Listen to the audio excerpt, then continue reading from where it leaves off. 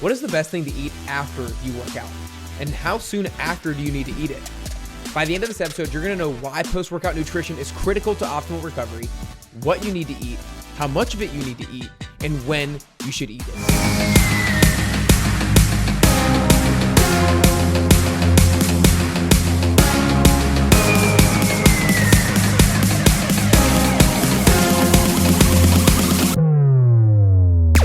Today, I'm really excited to talk about what are the best post-workout meals to ensure that you recover well and build muscle.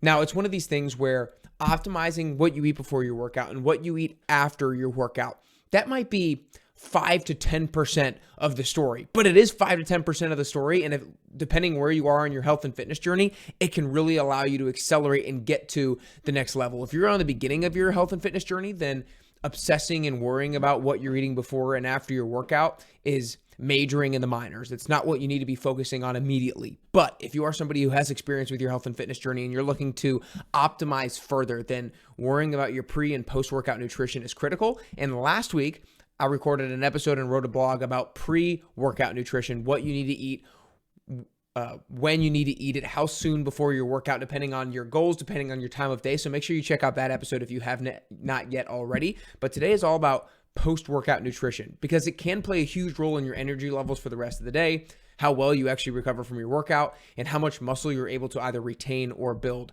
depending on your goals. So today I'm going to talk about kind of 5 different areas of this. Number 1, why it's important. Number 2, how much protein you should be consuming. Number 3, how many carbs you should consume. Number 4, the timing of your post-workout meal. And then 5, I'll finish with some specific meal options that I would recommend. Now, to start, why is post-workout nutrition important? 2 things. Number 1, restoring muscle glycogen. And number 2, inducing muscle protein synthesis. So let's start with restoring muscle glycogen. When we exercise, especially if the workout is a HIIT workout or a high-intensity resistance training workout, then our body is using what's called muscle glycogen for energy. So real quickly, let's dive into what muscle glycogen actually is. To start, to try to keep it simple, carbohydrates are what you eat. Then your body turns those carbs into glucose in the bloodstream. Glucose in the bloodstream is what is readily available for your body to use for energy. Whatever your body doesn't use from that glucose, it's going to be stored in the muscles as muscle glycogen. Whatever does not need to be stored or has no room to be stored as muscle glycogen is then going to be converted and stored as fat. Okay, so we have glucose in the bloodstream. Some of it goes to muscle glycogen, then even some of it goes to fat. When you begin to exercise, your body's going to use whatever glucose is still remaining in the bloodstream, but then depending on the intensity of the exercise, your body will convert the stored muscle glycogen into glucose to then be used for energy during your workout, especially for HIIT workouts and high intensity resistance training workouts. So then after an intense workout, your muscle glycogen is going to be depleted. So you want to restore those muscle glycogen stores so that you're able to recover, so you're able to carry out activities throughout the rest of your day, especially if you have an active day ahead of you. So after your workout, you want to make sure you refuel your muscle glycogen stores, but you also want to reap the full benefits of your workout by inducing what's called muscle protein synthesis. And that's the second reason why post-workout nutrition is critical, to induce muscle protein synthesis. Resistance training is the act of damaging muscle fibers with the goal that it's going to provide a stimulus for your muscles to grow bigger and get stronger on the flip side. Muscle protein synthesis is simply the process of building new muscle protein, and it's induced with strength training, with protein intake, and with carbohydrate intake, all individually. But if you do these things in tandem, that's when it's really optimized. So if we can optimize the quality, the quantity, and the timing of your post-workout nutrition, it will really assist in ensuring that muscle protein synthesis is occurring. So the next part is how much protein should you actually consume after your workout? To really induce muscle protein synthesis, protein is critical. How much? About 20 to 50 grams of protein in your post-workout meal, depending on what your post-workout or depending on what your goals are and what your body size is. If you're looking to simply maintain muscle mass, be sure your daily protein intake is around 0.6 to 1 gram of protein per pound of your ideal body weight. Now, if you're looking to put on muscle mass, you're going to want to eat a little bit more. You can eat around maybe 0.8 to 1.2 grams of protein per pound of your ideal body weight. Some of my favorite post-workout protein options are whey protein powders, eggs, egg whites, organic chicken, ground turkey, ground bison, grass-fed ground beef, wild-caught salmon. Okay, so that's protein. But how many carbs should you eat? after your workout. I know that for me, when I first started getting into the workout game, I always just thought protein after I work out, protein after I work out, protein after I work out. And I didn't realize the importance of carbohydrates after you work out. And actually, almost how carbohydrates are almost more important to be getting right after your workout than actually protein is. So we want to make sure we're eating carbs to replenish our muscle glycogen stores, especially after a high intensity workout.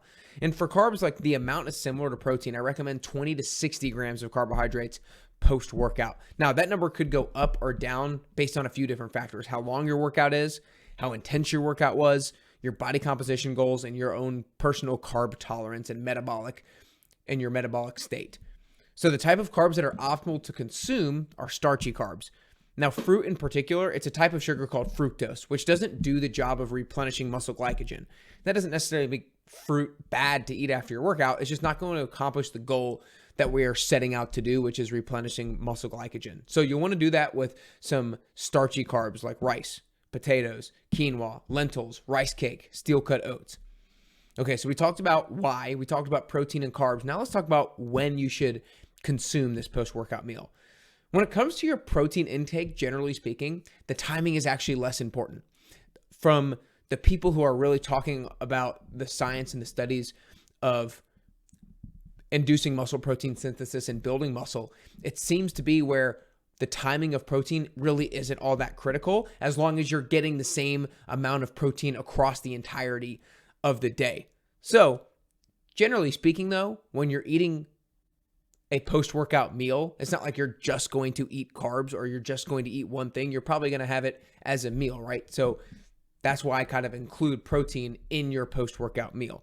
For carbohydrates, timing is a little bit more important. If your muscles have been exhausted, like your muscle glycogen stores have been exhausted post-workout, and you go a long time without eating any food, then your body might start to catabolize or break down its own muscle tissue for energy, and we don't want that to happen. So if you don't eat before your workout or you're working out fasted, then you probably want to have your post-workout meal as soon as possible. If you do have a pre-workout meal or you do have carbohydrates before your meal, then you can save your post-workout meal to maybe 2 to 3 hours after your workout. To finish off today, I want to give you my 5 best post-workout meal options. The first 3 are more breakfast-based, and the next 2 could be lunch or dinner. The first one is going to be Greek yogurt with protein powder, walnuts, chia seeds, and blueberries. The second one is more of an oatmeal, a steel-cut oats, almond butter, blueberries, and a protein shake. Number 3, diced sweet potatoes, egg and egg white blend, and turkey bacon. Number 4, quinoa, ground turkey, and Brussels sprouts. Number 5, rice, chicken, and broccoli. Every single one of those has a starchy carb to replenish your muscle glycogen stores and will get you anywhere from 20 to 50 grams of protein, depending on your serving size. Now, lastly, I kind of want to finish off with really stressing the importance of your post-workout meal, because it can impact the energy levels that you have the rest of your day, the performance the rest of your day, and your recovery before your next workout, and your ability to maintain or build muscle. Remember, if you are just getting going on your health and fitness journey, this isn't the thing that you need to obsess over right away. This is one of those final 10%, final 5% of things that you can really focus on to take it to the next level, especially maybe if you're hitting a plateau. So for optimal performance, let's remember, consume 20 to 50 grams of protein with 20 to 60 grams of carbohydrates after your workout. Now, again, this is assuming a high-intensity workout in which you significantly deplete your muscle glycogen stores. It's not just a 30-minute walk. If you didn't eat anything going into your workout, then consume this as soon as possible after the workout. If you did have a pre-workout meal, maybe one of the ones that I mentioned in last week's podcast or blog, then consume your post-workout meal within 2 to 3 hours after your workout. Remember, this is what optimal looks like. Like, if you're not able to make this happen after every single workout that you do, I get it. I'm not able to either. I know that sometimes our schedules are such that we're not able to make this happen. But oftentimes, if you plan ahead, then you're able to make it happen more often than not. Because the more that you do this, the more your body will thank you. Again, if you're listening to this on Apple Podcasts or on Spotify, make sure you hit the follow button so you don't miss subsequent episodes that I'm doing. Our interviews continue to get better and better. These 10WT tips episodes continue to get better and better. So make sure you hit follow. If you're watching on YouTube, make sure you hit subscribe down below. Make sure you hit the like button. You don't want to miss these episodes, because I will continue to make sure I break down the healthy habits that you guys need to do to continue to look and feel closer and closer to your best you.